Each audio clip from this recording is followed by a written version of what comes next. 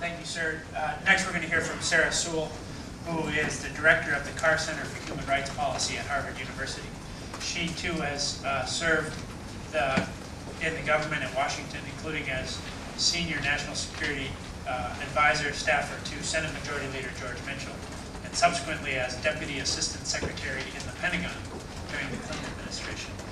Sarah, who recently wrote the foreword to the new counterinsurgency manual for the Army, is going to discuss a little bit of what General Smith just talked about, the unconventional nature of the threats, some of Barack's plans to address those and retool our ability to use all of our aspects of our power to confront those threats.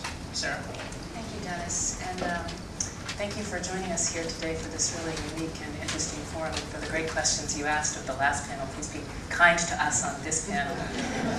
I think the first thing that needs to be said about our security in a world in an Obama presidency is that we will have no more Iraq wars.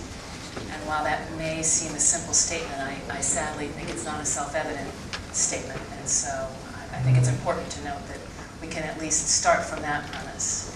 That begs the question of what the security environment looks like and what the challenges are and what our responses ought to be. And we face a world where some of the challenges are familiar. They're states that want nuclear weapons, or they're conventional conflicts.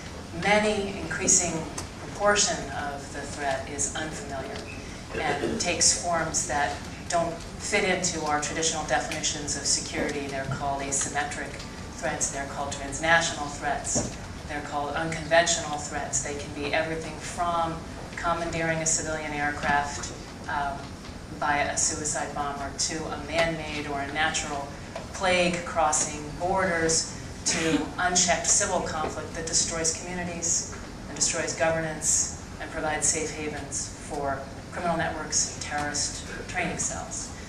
So this is the world that we're trying to come to grips with, and we're trying to do it with the world's finest military for a very different threat. We're trying to do it with an American way of war that was designed to defeat an enemy that looked like America. And so, as General Wallace said famously in the early days of the Iraq War, this is not the enemy we wargamed against. Well, that's not good enough. And we can't deal effectively with the security challenges that we face if we return to Cold War thinking, nor can we deal with them effectively if we simply try to find a lowest common denominator, politically acceptable response, nor can we even go back to the pre-9/11 tweaking of the normal ways of doing business. Instead, we need a transformed approach.